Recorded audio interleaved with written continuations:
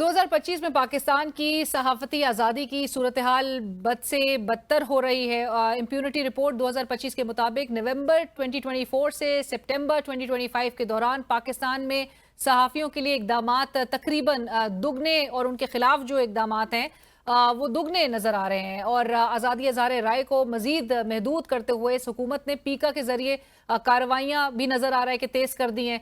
इसी अरसे में 36 मुकदमात दर्ज हुए, जिनमें से 22 पीका और 14 पीपीसी के तहत दर्ज हुए। मुकदमात की अक्सरियत पंजाब से है। सहाफ़ियों के खिलाफ कोई 142 वाक़यात में एक सहाफ़ी कत्ल, 4 सहाफ़ी मुख्तलिफ हमलों में ज़ख्मी, 15 गिरफ्तार और 30 के करीब बताए जाते हैं जिन्हें धमकियां, जिन्हें प्रेशर में लाने के लिए, दबाव डालने के लिए उनको इंटिमिडेट किया गया।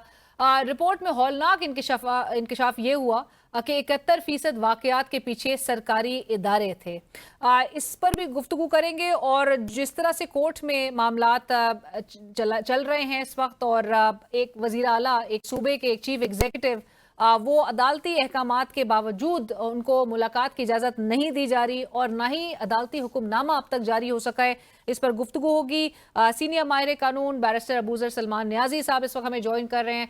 न्याजी साहब अस्सलाम वालेकुम, बहुत शुक्रिया प्रोग्राम के लिए वक्त निकाला आपने। न्याजी साहब, गुफ्तगू का आगाज़ वज़ीर आला सोहेल आफरीदी साहब के उस ऑर्डर के बावजूद जो कि इस्लामाबाद हाई कोर्ट का लार्जर बेंच एक ऑर्डर देता है, वो हुक्मनामा भी बहरहाल उनको उसकी भी तलाश है, वो अब तक कंटेम्प्ट फाइल नहीं कर सके, और दूसरा मुलाकात की इजाजत नहीं दी जा रही है। सो ऑब्स्टिकल में आपको क्या लगता है कि अदालत क्या कंटेम्प्ट की प्रोसीडिंग की सिर्फ वो अब मुंतजिर रहेगी जब तक वो दरख्वास्त नहीं जाए और जब तक हुक्मनामा वो कह रहे हैं कि पीटीआई के सामने नहीं आ जाता? देखें, ऐसे केस में जिसमें रिस्पोंडेंट जो हो वो कोर्ट के अंदर मौजूद हो, इस केस में जो सुप्रीडेंट है अडयाला वो कोर्ट में मौजूद थे, तो ऐसे केस में उनके सामने ऑर्डर हुआ तो उनको वैसे मेरे ख्याल से किसी चीज़ का वेट नहीं करना चाहिए, उस ऑर्डर को मानोमान इम्प्लीमेंट करना चाहिए था। जहाँ तक बात है, देखें, इस इशू को समझने की ज़रूरत है।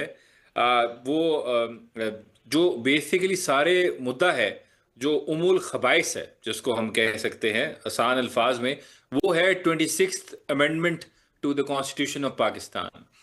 26th अमेंडमेंट से हमारे ऐसी जुडिशरी ने जन्म लिया इस मुल्क में जो हमेशा के लिए एग्जीक्यूटिव के सबसर्विएंट हो गई, क्योंकि उसकी अपॉइंटमेंट, उसकी प्रमोशन, उसकी सिक्योरिटी ऑफ टेन्योर सारी डिपेंड करती है हुकूमत वक्त की ख्वाहिश पे, उनके प्लेजर पे। और जहां तक देखें उसका नतीजा क्या, उसके नतीजे में आया वजूद में कॉन्स्टिट्यूशनल बेंच। अभी तक उसने जितने फैसले किए हैं वो हुकूमत हक के बात के फेवर में किए हैं, जिससे साफ पता चल रहा है टिल्ट है।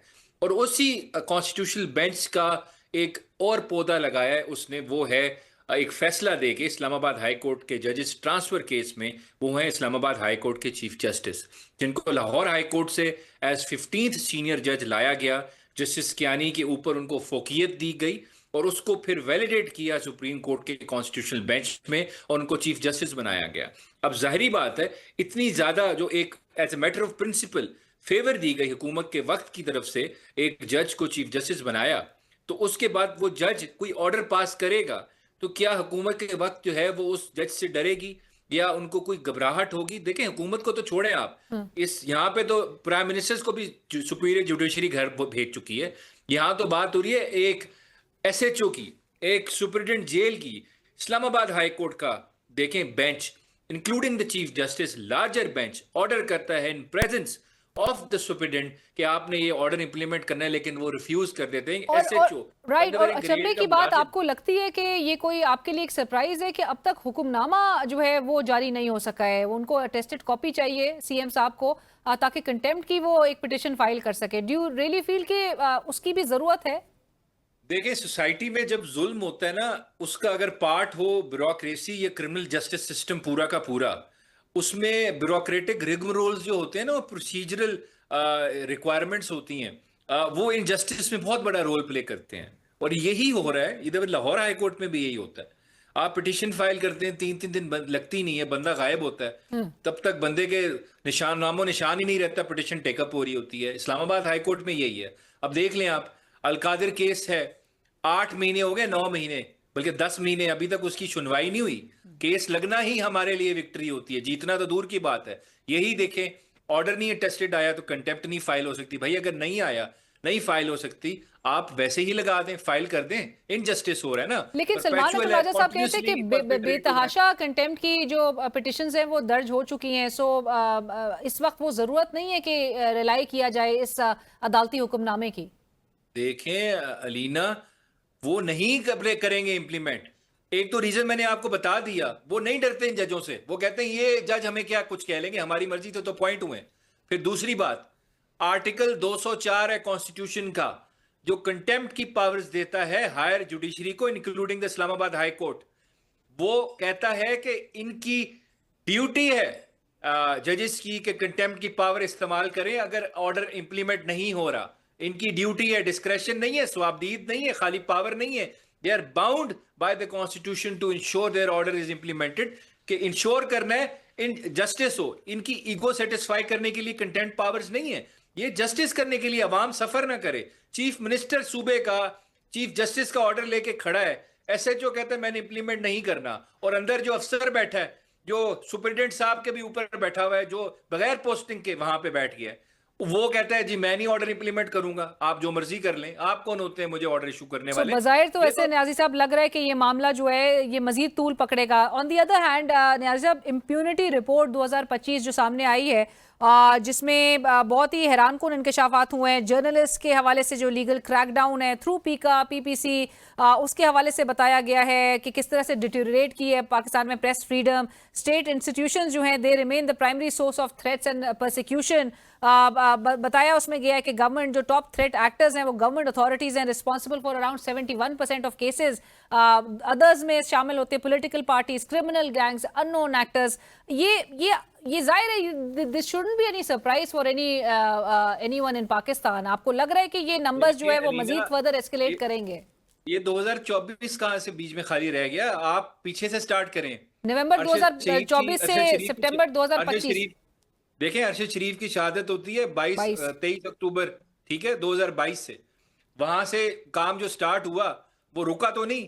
अब तो स्टेट प्रॉपरली वेपनाइज कर रही है थ्रू लीगल अमेंडमेंट्स अपनी एजेंसीज को, लॉ एनफोर्समेंट एजेंसीज को, कि वो इनको हंट करें, इनको परसिक्यूट करें। आपके जो जर्नलिस्ट है, सारा तबका है, और इसमें किसका सबसे ज्यादा कसूर है?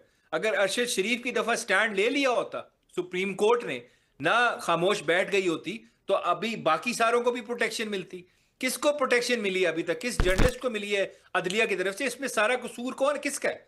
आपकी अदलिया का है। देखिए, एग्जीक्यूटिव ने, स्टेट के इदारों ने तो एक्सेस करनी है, उसको रोकने के लिए कॉन्स्टिट्यूशन हमेशा एक मैकेनिज्म देता है, that is an independent organ of the state, that is judiciary, जिसने प्रोटेक्ट करने आपके बुनियादी हुकूक, including your right to speak और राइट टू लाइफ और right to dignity, right to privacy. वो नहीं हो रही प्रोटेक्ट, क्योंकि जुडिशरी ने हाथ जोड़ लिए। आज का ऑर्डर देख लें, मतीउल्लाह जान के केस में, वो जो उसने फाइल की अपना एक्विटल 265K का, That has been dismissed. उसमें जज साहब ने पुलिस की स्टेटमेंट्स, जो कॉम्प्रोमाइज्ड विटनेसेस हैं, वो कहते हैं हमें इनकी गाड़ी से आइस मिली है। ये कोई तमाशा है। और वो अगवा हुआ था पिम्स हॉस्पिटल से साकिब बशीर के साथ, और ये कहते हैं जी उसकी गाड़ी से आइस मिली है, नाके पे पकड़ा उसको हमने, उसके वकूए के कोई आधे घंटे बाद। तो ये तो तमाशा है, सारी झूठी FIR। लेकिन अदालत क्या कह रही है?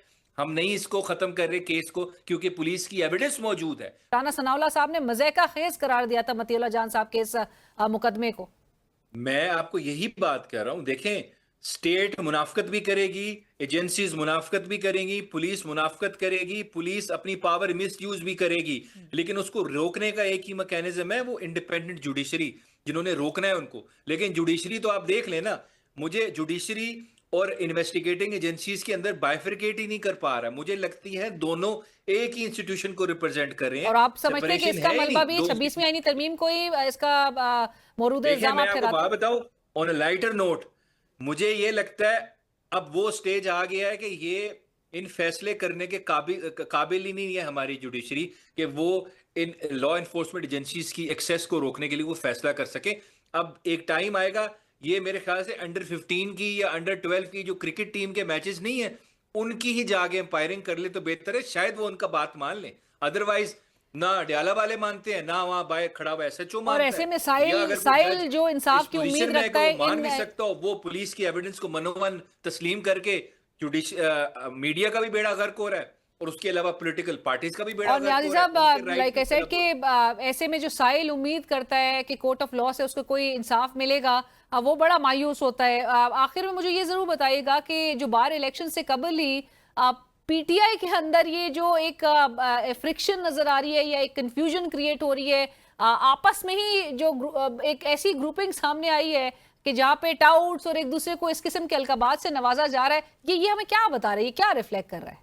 देखिए, मैंने तो वो सुना है, आप बात करेंगे खान साहब का जी इंटरव्यू, जी। मेरे ख्याल से उन्होंने बड़ी अनवारंटेड अनप्रोवोक्ड गलत बात की है इंतजार पंजोता साहब के बारे में। मुझे पता है इंतजार पंजोता ने जितना सफ़र किया है, उनको एबडक्शन हुई, रियासत नहीं की, उनके साथ जुल्म हुआ, तशद्दुद हुआ, तो वो हम सबको पता है। तो इस तरह की स्वीपिंग स्टेटमेंट्स उन्होंने दी है, गलत दी है। अगर वो ये चाहते हैं कि उनकी मर्जी से यंग वकला चलेंगे, आईएलएफ चलेगी, तो ऐसे नहीं होगा। यहाँ पे एक नज़रिए के पीछे खड़ी है आईएलएफ, तो बिल्कुल वन मैन शो नहीं होगा, कभी नहीं होने देंगी।